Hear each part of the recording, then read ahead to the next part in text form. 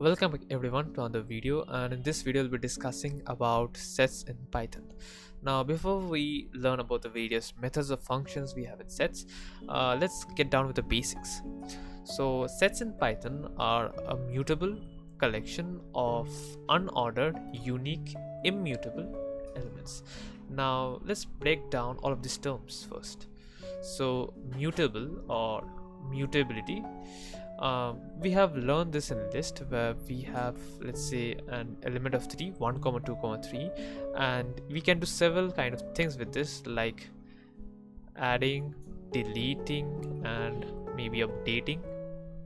So we can add an element at the end or the rear of the list, we can delete an element, or maybe we can also edit an existing element present in the list. That's what we call as that the list is mutable. Next we have collection.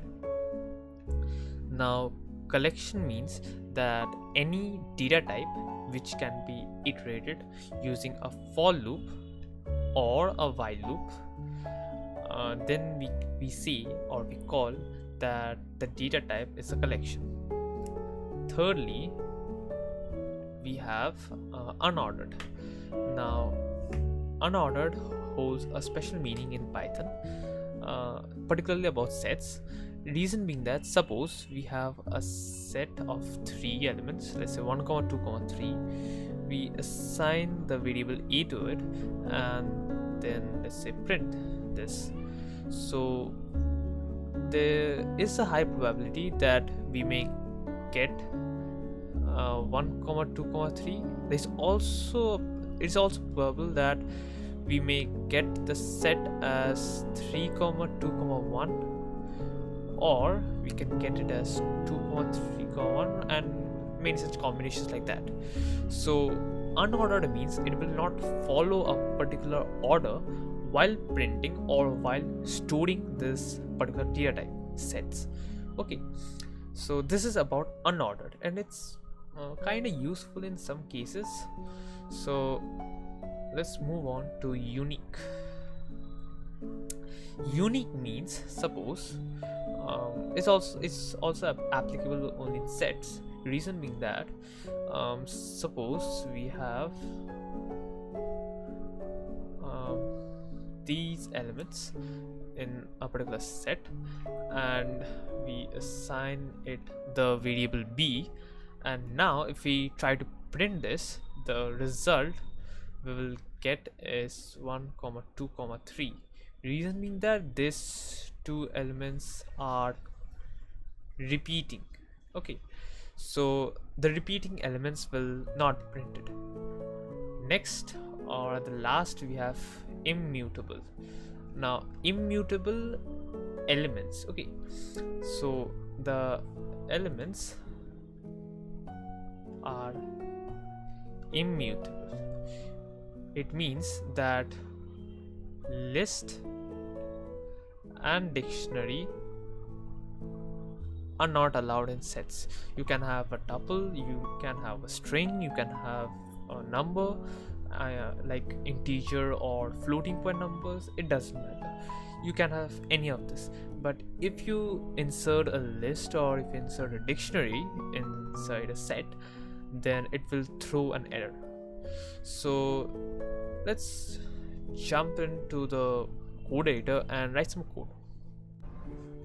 Okay, so first of all, let's define two sets. Let's say we have 1 comma 2 comma 4 comma 6 comma 8, and we have another set b, which is 1 comma 2 comma 3 comma 4 comma 5. And now let's print both of this set, print a and print b, and let's run this. We will be getting these two sets. Can we run it again? Okay, so we have these two sets over here. We have printed both of them. Now let's analyze these sets with the help of a Venn diagram.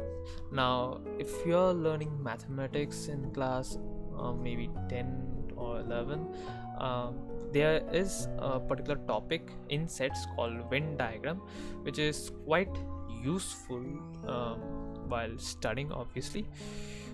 So let's see if I can draw over here. Yeah, okay.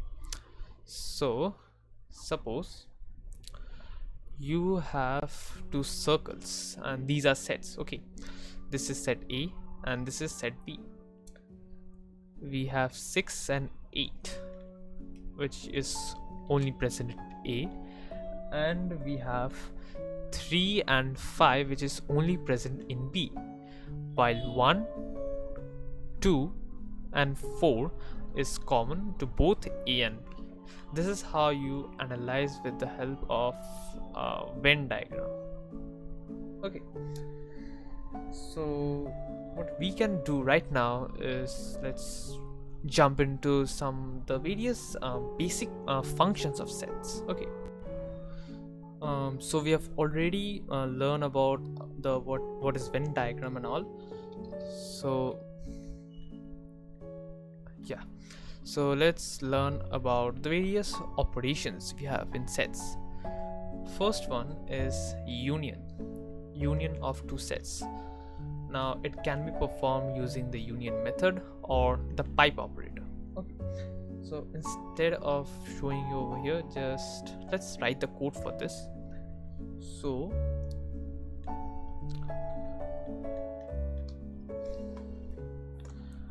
we can either do it like this: A dot union B,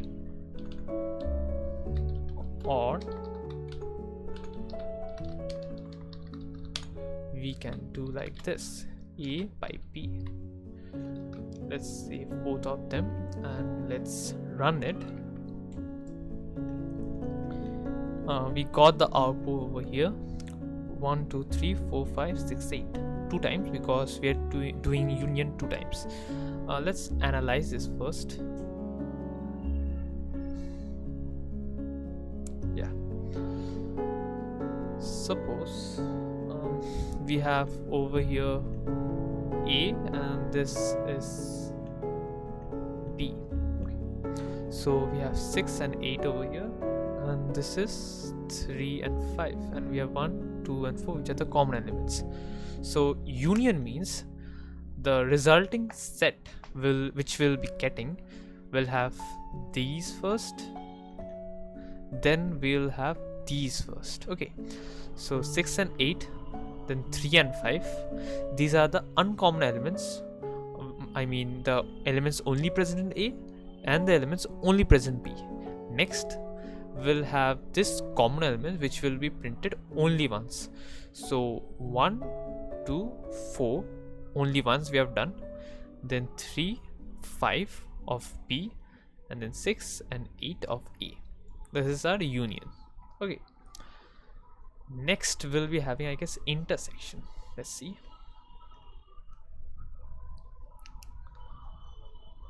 Yeah, intersection.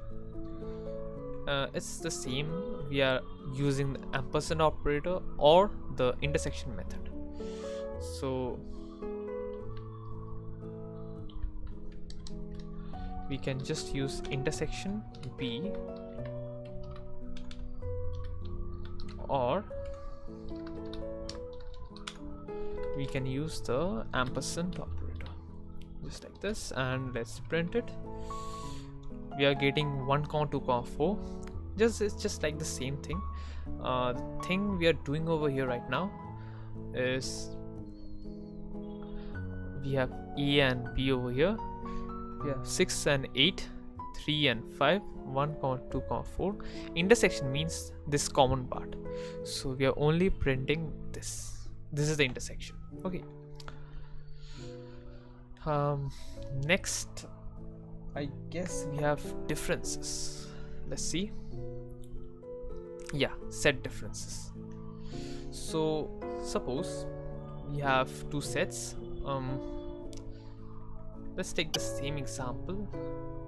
We have over here, let's say 1, 2, 4, 6, 8, and B is, let's say 1 comma 2 comma 3 comma 4 comma 5. Yeah, similarly over here,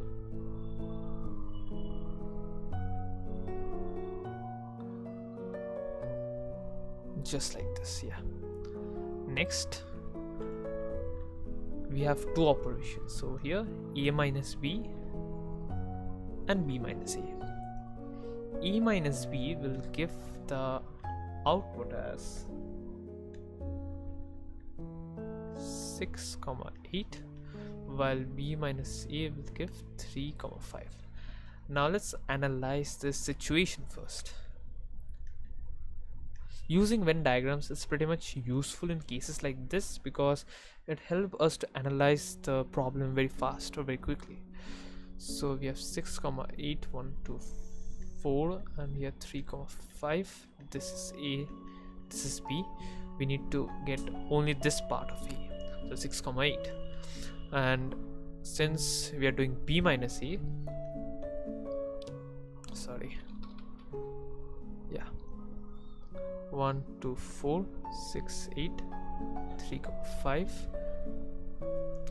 B minus a means only the part of b, and there is no part of a in this set, so only this part, not even the common portion also, because it has some portion, because a is also present, so we need to only check that part which is solely b and there is no part of a. Okay, we can do the same thing over here. A minus b, and then b minus e. We can also use a method called a dot difference. Similarly, b dot difference, and let's run this. See, we got this. So let's get to our next method called symmetric difference. Now symmetric difference means, suppose you have these two sets a and b. You have 6 comma 8, you have 3 comma 5, 1 2 4. Symmetric difference means all the portion of a and there's no part of b, and all the portion of b and where there's no part of a, and then adding it. So the resulting will be 3 5 6 8. Okay, if we use this,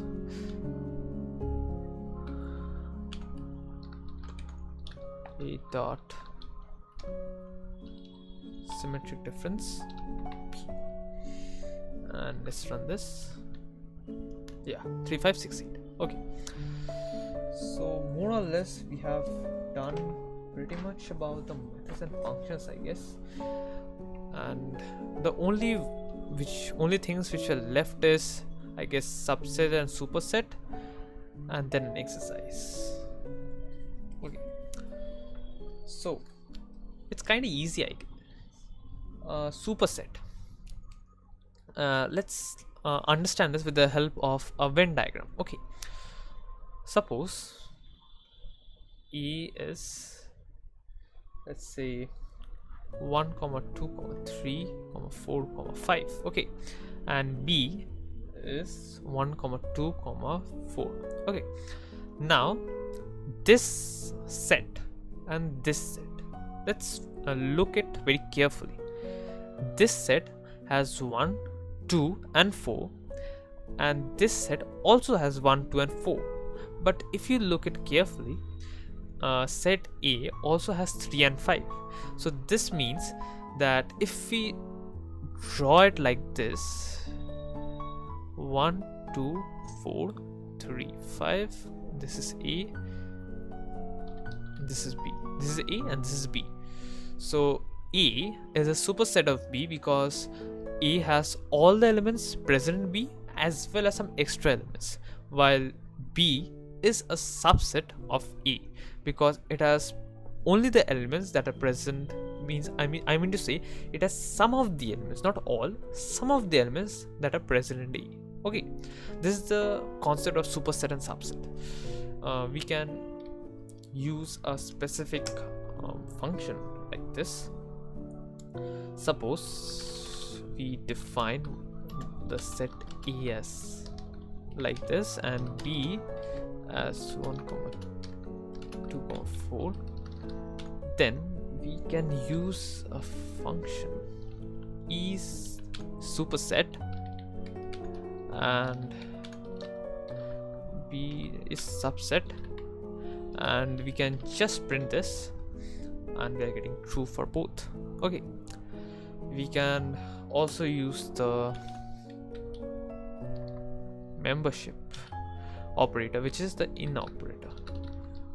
Membership operator, in operator.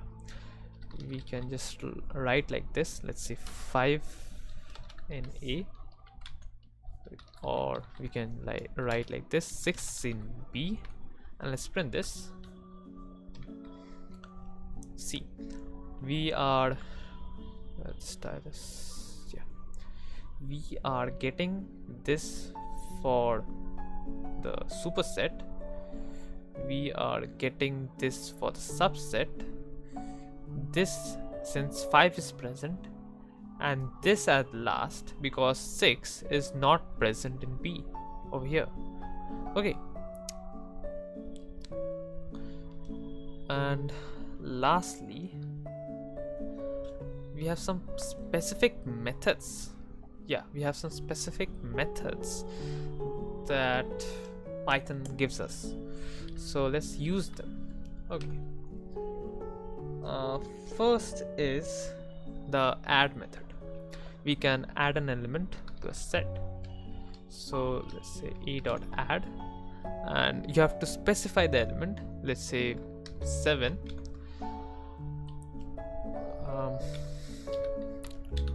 Adding an element to set A. You can also remove a particular element.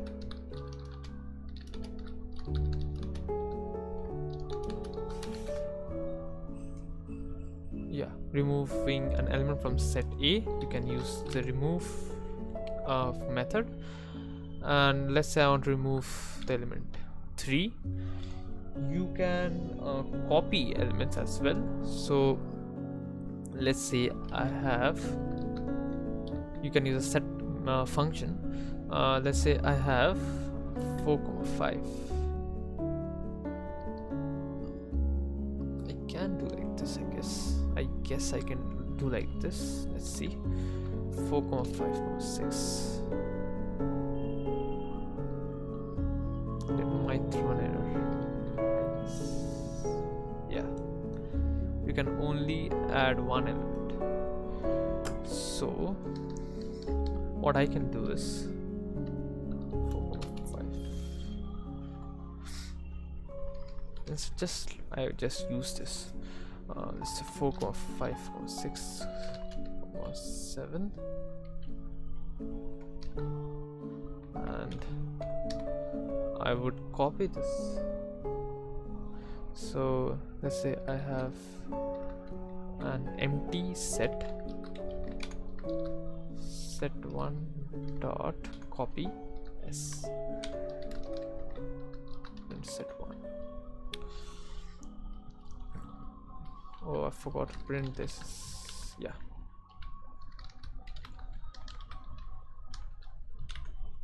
let's run this. Okay, we can't take any arguments. Okay,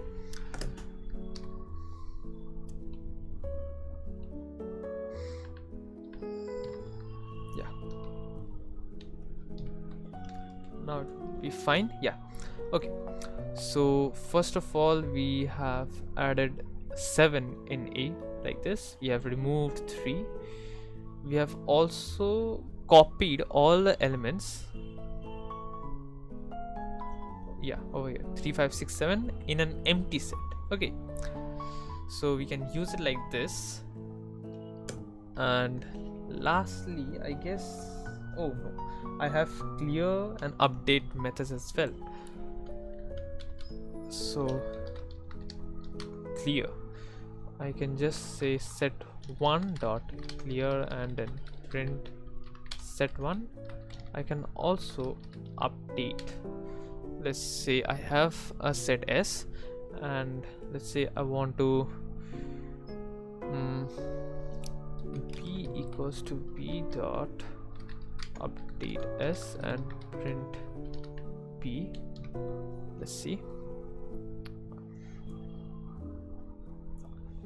Okay, these two are fine. We have added. I guess this would be better. Yeah. So just like add, we don't need to we don't need to use like the copy method. We just need to specify, or in other words call the method, and our job will be done.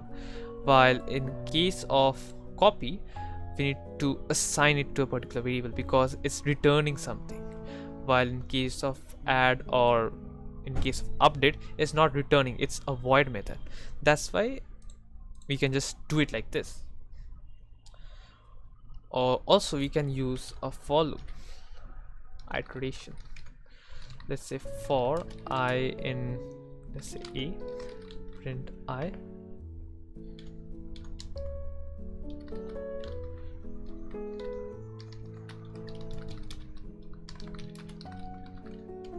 All the elements print. Let's see. So we have all the elements 1 2 4 5 7. 3 is removed. Yeah, it's fine. So we have done all the specific methods as well. Lastly, we have the exercise. So here is the exercise for you. After learning sets, what you need to do is you have to imagine 3 IDs. Okay, there are 3 IDs. Sorry, 3 lists of IDs. Sorry, you have 3 lists of IDs. You need to use a set. That's a hint. So the first one is, it stores all your client IDs. This is the first one. The second one stores the IDs of those clients who bought the product X, and the third one stores those IDs which bought the products Y. These are present over here. What you need to do is you need to answer these 3 questions with the help of Python. The first one is all those clients who bought product X but they did not bought product Y. The second one is you need to find those clients who bought both of the products, and lastly you need to find those clients who bought nothing. So you just do these 3 questions. It's quite easy actually. Just work out your brains for this, and maybe I would throw the solution in the next video. So yeah, if you like this, if you enjoyed this video, then hit the like button. And if you don't want to miss an update on future, let's say on Java, or maybe I would be doing some videos on maths and physics as well. So if you don't want to miss those topics, then you can hit the subscribe button and press the bell icon. And yeah, let's see another time.